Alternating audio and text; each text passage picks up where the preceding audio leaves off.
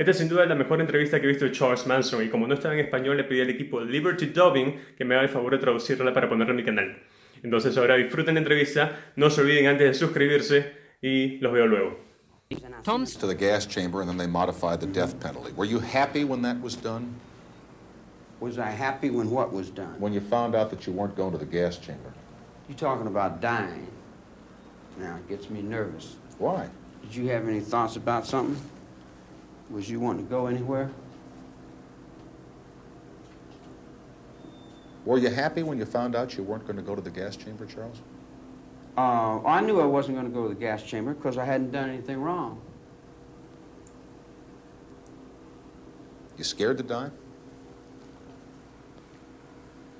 Sometimes I feel I'm scared to live. Living is what scares me. Dying is easy. How long have I been in jail? 34 years? 34 years, so... Out of 47, you've been here 34. I've been in jail, prison, a long time, all my life. I was raised up in here. So I understand jail. So I understand myself, and I can deal with that. I sit in my cell, and I do my number, like a convict does his number. But there's different colors on different people's backs doing different things. It's a different world. I love the world I live in, too, just like Regan loves the world he lives in. You love the world you live in. Most assuredly, it's me. You love all the pain that you've caused people, all the anguish you've caused. Oh, I don't know pain. I don't know pain. I have no depth of pain. I have no depth of suffering. I don't know ridicule.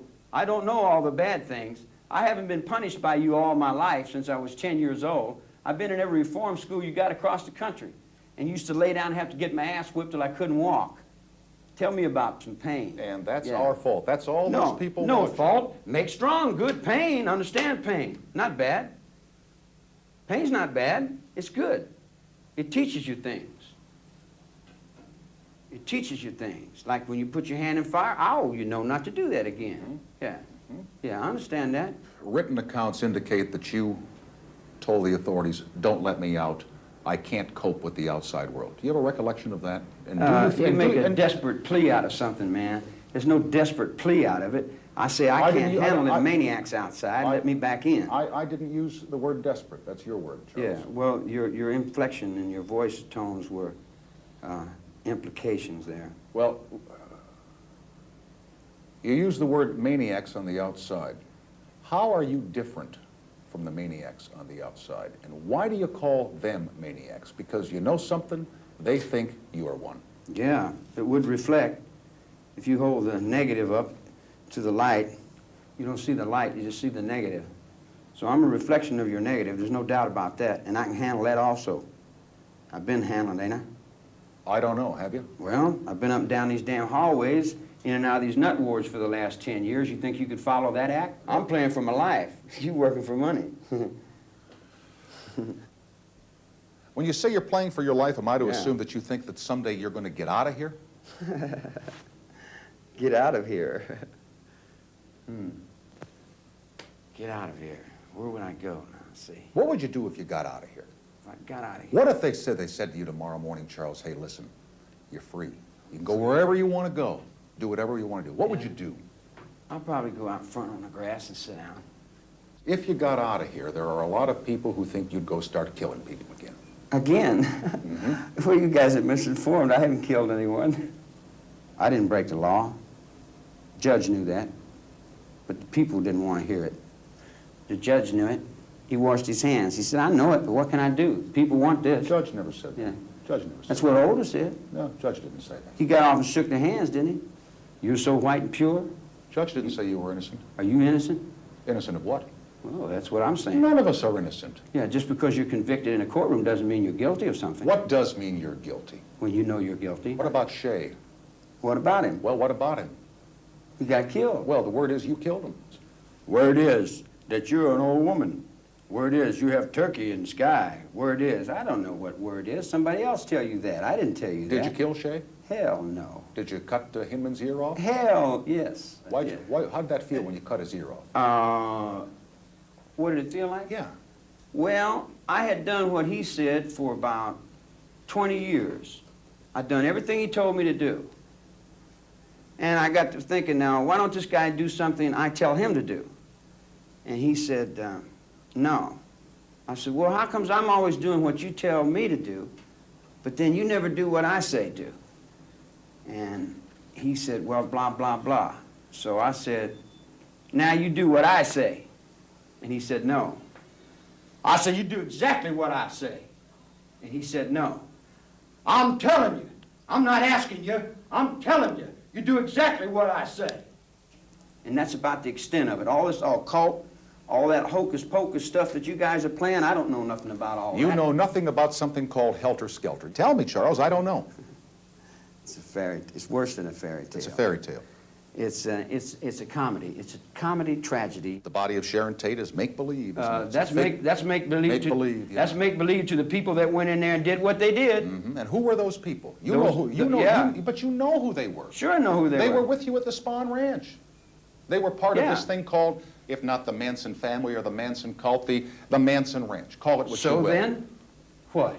You dealt the hand down there in L.A. You and that press, you dealt the hand. You put me on Life magazine, had me convicted before I walked in the courtroom.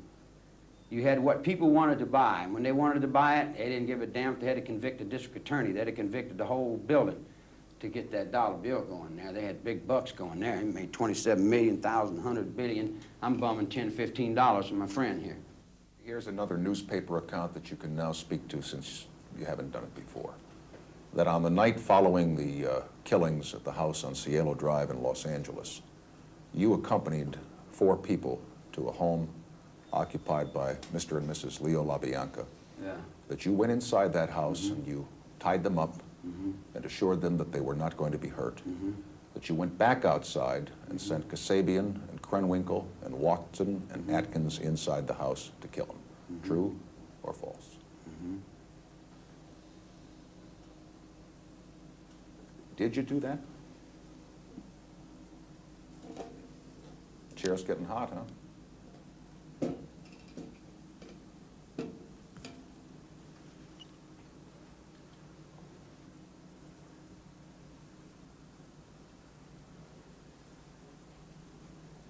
Did you do that? Did I kill anyone? No. Did you go in and tie up the LaBiancas that night? Very simple question. That night. August 10th, 1969. That night. August the 10th.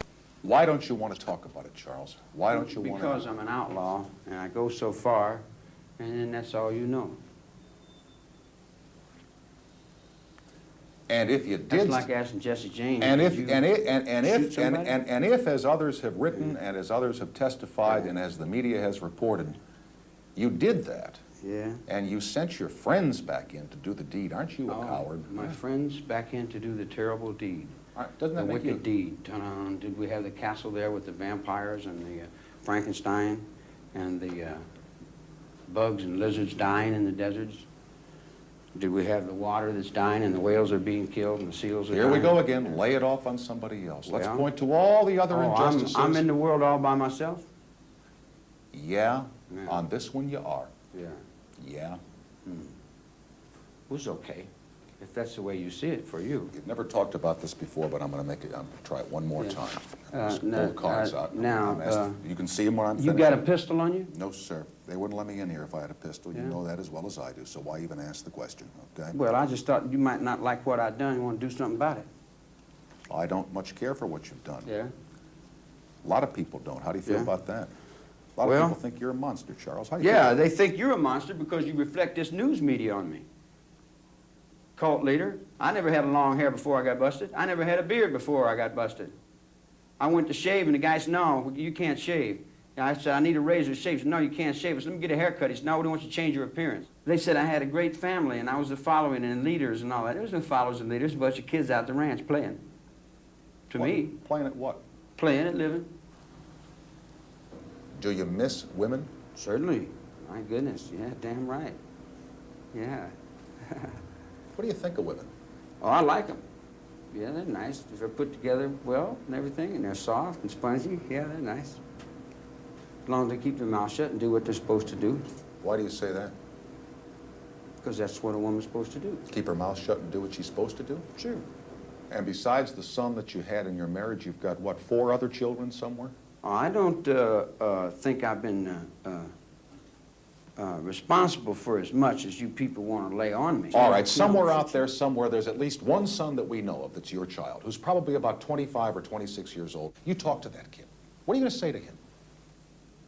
You got to catch it on your own, boy. Train's hard. The road's rough. And that's it. That's all I knew. That's all anyone ever told me. All right.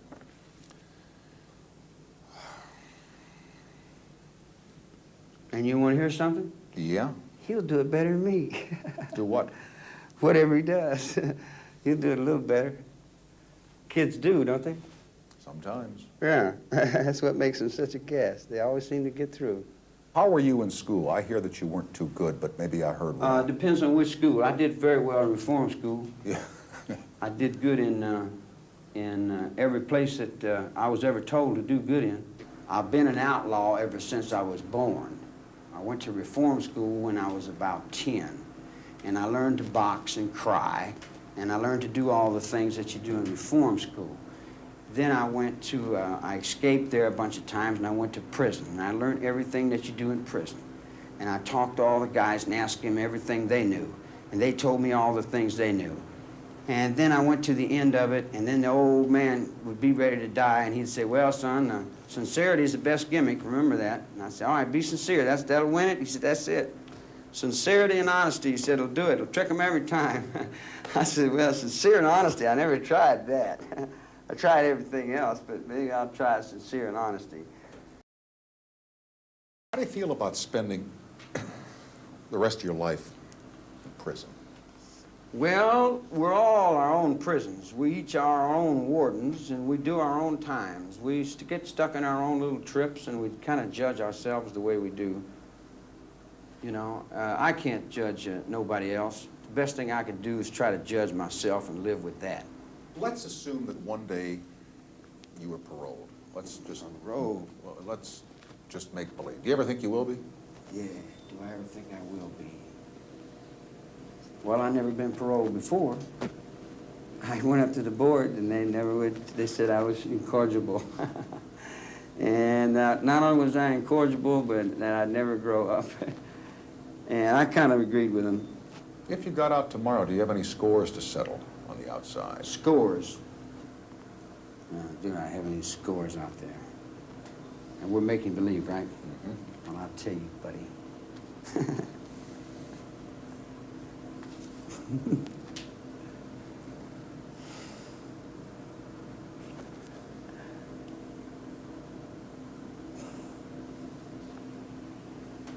Well, I don't rightly know. I'm stupid to the point to where I'm not really sure. Believe it or not, there are a lot of people on the outside that think about the possibility of you coming out of here, and they're genuinely scared of you. Oh, boy, I might just make dust. Everything. Terrible. One little guy. Terrible. Ooh. Boy, how insecure are we as human beings? Put all our fear on one little guy and afraid to let him out. He might break all the toys. Why do you say little guy? Because I'm not the guy you trying to make out of me. That's not me. I don't know what my way is. Everybody keeps telling me I got all these things. I read the other day where I had magical powers, and I told everybody in the chapel, I said, zap, zap, zap, zap. I said, where's my magical powers? Well, you can't believe what you read in the press. I got no magical powers, mystical trips, and all that kind of crap. Yeah, it's kind of silly.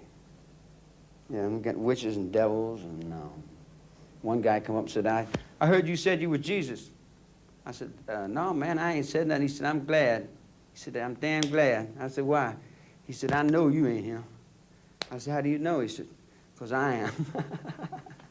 I said, okay.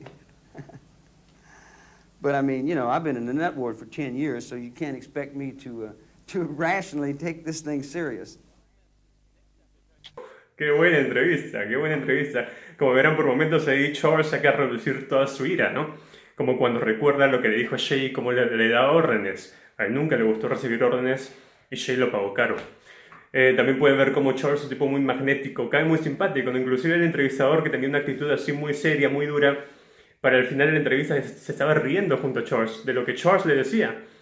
Y claro, le dijeron ahí que pone una cara seria y cambió de cara, ¿no? Pero eso se puede ver como Charles atraía seguidores y era un tipo muy magnético. Muy bien, entonces esta ha sido la entrevista, muchas gracias. No se olviden de suscribirse una vez más. Gracias al equipo de Liberty Dubbing por los subtítulos y la traducción. Conmigo será hasta la próxima.